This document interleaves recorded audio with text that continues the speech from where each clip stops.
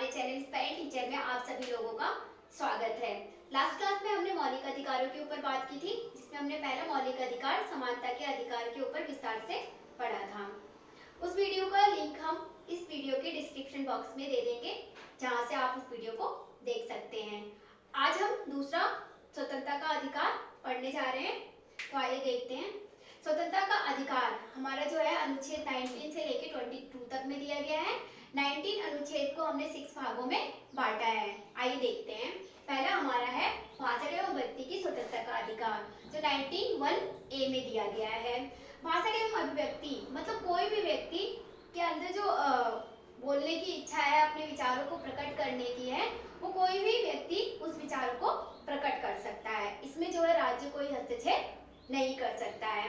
हमारे 44वें संशोधन अधिनियम 361 में जोड़ा गया है कि पहले ये था कि कोई भी जो संसद में कार्यवाही होती थी उस पे मीडिया का कोई प्रभाव नहीं रहता, लेकिन 361 को जोड़ दिया गया, जिससे कि वो मीडिया समाचार पत्रों के द्वारा उसमें उसका रिकॉर्डिंग किया जा सकता है। लेकिन उसमें 361 में 1A में ये दिया गया कि कोई भी रिकॉर्डिंग अगर की जा रही है तो उसमें जो काट छाट है वो बिना सरकार की सहमति से नहीं की जाएगी। जैसा हम रिकॉर्ड कर रहे हैं लोगों के सामने वैसा ही प्रस्तुत करना होगा। और ये भी देखा गया कि उसमें एक प्रतिबंध है, जैसे हमारा अगर कोई स्वतंत्रता दी जाती है तो उस पर एक प्रतिबंध भी लगाया जा सकता है कि कोई अगर लाभ है तो उस पर हानि भी हो सकती है, इसलिए इसमें प्रतिबंध लगाया गया। अगर प्रतिबंध 90 खंड 2 में दिया गया है कि राज्य की स्वतंत्रता, अखंडता और मानहानि, ये सारी चीजें अगर हम विचारों और में व्यक्त कर रहे हैं, अपने राज्य की अखंडता को उसकी खत्म कर रहे हैं, उसकी मानहानि को कोई खतरा हो रहा है, उसकी सुरक्षा के विषय में हम गलत बोल रहे हैं, तो उस पर राज्य जो है वो कार्यवाही कर सकता है। दूसरा हम लेते हैं शांति एवं सभा व सम्मेलन की स्वतंत्रता, जो अनुच्छेद 1B में दिया गया है। इसमें ये है कि कोई भी व्यक्ति शांतिपूर्ण सभा सम्मेलन बना सकता है। वहां पे वो सम्मेलन बना करके आपस में डिस्कशन कर सकता है, और सभा में ऐसा होना चाहिए कि कोई गलत चीजों का उपयोग नहीं होना चाहिए, जिससे कि भारत की अखंडता, उसकी प्रभुसत्ता, ये सारी लोक व्यवस्था को कोई नुकसान पहुंचे या फिर जुलूस वगैरह निकाले, ये सारी चीजें नहीं होनी चाहिए। इसी तरह तीसरा क्या है, समुदाय तथा संघ बनाने की स्वतंत्रता। कोई भी व्यक्ति किसी भी समुदाय को, किसी भी धर्म से कोई भी समुदाय बना सकता है, उसमें जो राज्य है वो हस्तक्षेप नहीं करेगी। ये हमारा अनुच्छेद 19(1)(c) में दिया गया है। इसमें ये भी है कि अगर हम समुदाय बनाते हैं, समुदाय बनाने के बाद हमारा जो विचार होना चाहिए वो नैतिक होना चाहिए। अपने जो देश को बढ़ाने से रिलेटेड संबंधित बातचीत होनी चाहिए।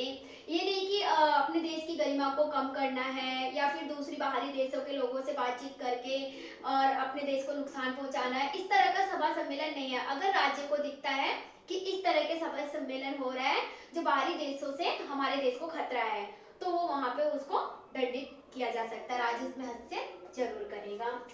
चौथा हमारा क्या है, भ्रमण की स्वतंत्रता, जो हमारा 19(1)(d) में दिया गया है कि कोई भी भारत का व्यक्ति, हमारे मौलिक अधिकार में दिया है कि कोई भी भारत का व्यक्ति वो कहीं भी आ जा सकता है, चाहे वो मंदिर मस्जिद कहीं पे भी उसको किसी भी देश में घूमने की पूर्ण रूप से स्वतंत्रता दी गई है।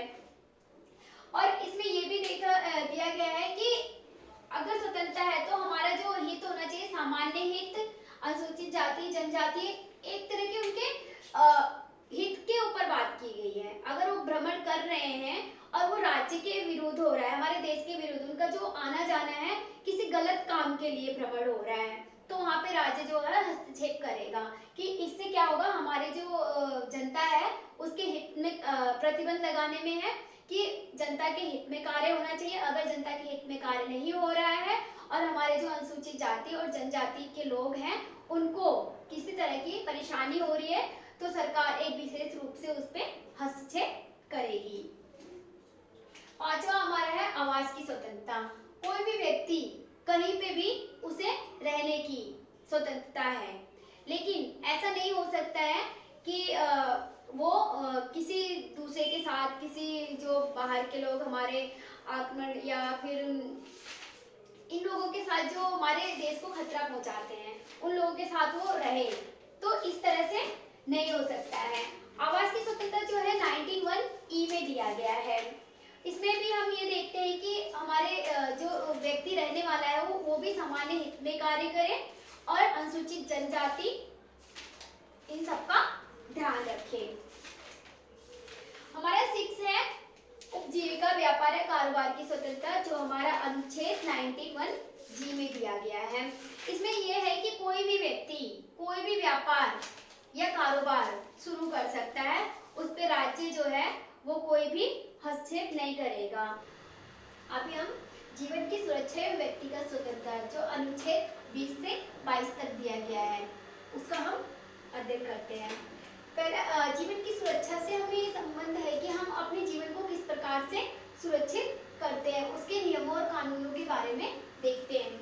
अपराधों के लिए दोष सिद्ध के संबंध में संरक्षण, कि कोई भी अपराध है जो सिद्ध हुआ है या नहीं हुआ है, उसका जो हमारा दिया है वो किसमें दिया है, अनुच्छेद 20 में दिया गया है। उसमें ये दिखाया जाता है कि अगर कोई व्यक्ति जो अपराधी है या अपराध सिद्ध नहीं हुआ है, उसे अगर बंदी बनाया जाता है, तो बंदी बनाने में पहला उसका अपराधी नहीं ठहराना, देखते हैं कि अपराधी है कि नहीं है, और अगर वो अपराधी होता है तो उसे एक अपराध के लिए सिर्फ एक बार सजा दी जाएगी। दूसरा है कि अगर वो अपराधी है भी तो भी उसे ये नहीं किया जाएगा कि उसे बाध्य नहीं किया जाएगा कि वो अपने लिए अपने अपराध को कबूल करे, उसके साथ जबरदस्ती नहीं की जाएगी, कि वह अपने जीवन को बचाने के लिए इन सारी चीजों को वो इस्तेमाल कर सकता है, उसके साथ कोई जोर जबरदस्ती नहीं की जाएगी।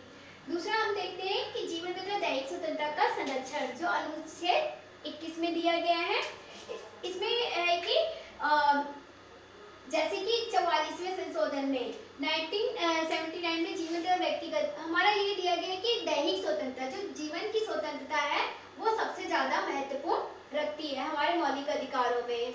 सर्वोच्च न्यायालय ने 1997 में ये कहा है कि जो जीवन की स्वतंत्रता है, जीवन का अधिकार, वो हमारे आवास के अधिकार से संबंधित है। तीसरा हमारा है कि शिक्षा का मौलिक अधिकार, जो अनुच्छेद 21(a) में दिया गया है। इसमें हमारा क्या है, 86वें संशोधन जो 2002 में हुआ है, उसमें ये कहा गया है कि जो भी बच्चा 6 से लेके 14 ईयर्स तक का है, उसको निःशुल्क शिक्षा दी जाएगी, मतलब उसके लिए कोई भी चार्ज नहीं लिया जाएगा। उसको 6 से 14 वर्ष तक का उसे पूरा RTE के तहत ये बनाया गया है कि जो 6 से 14 साल तक के बच्चे हैं उनको शिक्षा दी जाएगी। हमारा चौथा है बंदीकरण तथा नजरबंदी संरक्षण, जो अनुच्छेद 22 में दिया गया है। इसमें यह है कि कोई भी व्यक्ति अगर उसको बंदी बनाया जाता है तो पहले क्या है, उसे मजिस्ट्रेट के सामने प्रस्तुत किया जाएगा और करने से पहले उसको अपराध बताया जाएगा, तुमने ये अपराध किया है, और उसे 24 घंटे से ज्यादा बंदी नहीं बनाया जा सकता है, और 24 घंटे के अंदर उसे मजिस्ट्रेट के सामने उपलब्ध कराना होगा, प्रस्तुत करना होगा।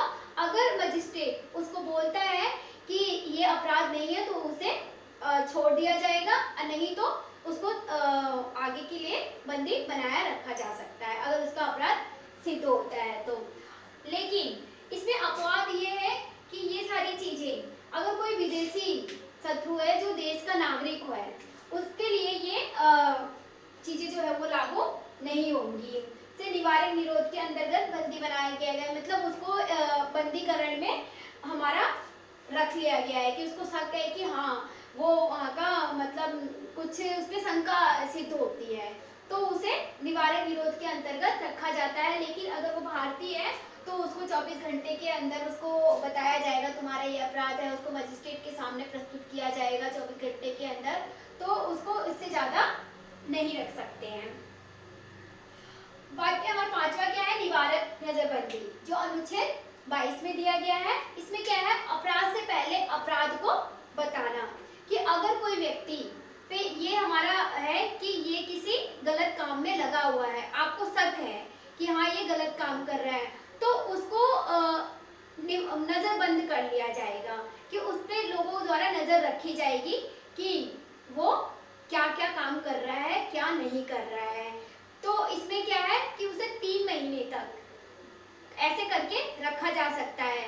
लेकिन अगर उच्च न्यायालय या न्यायालय द्वारा उसको अपराध को अगर बताया जाता है, अगर वो उस पे सहमति देती है, तो इसको और आगे भी बढ़ाया जा सकता है।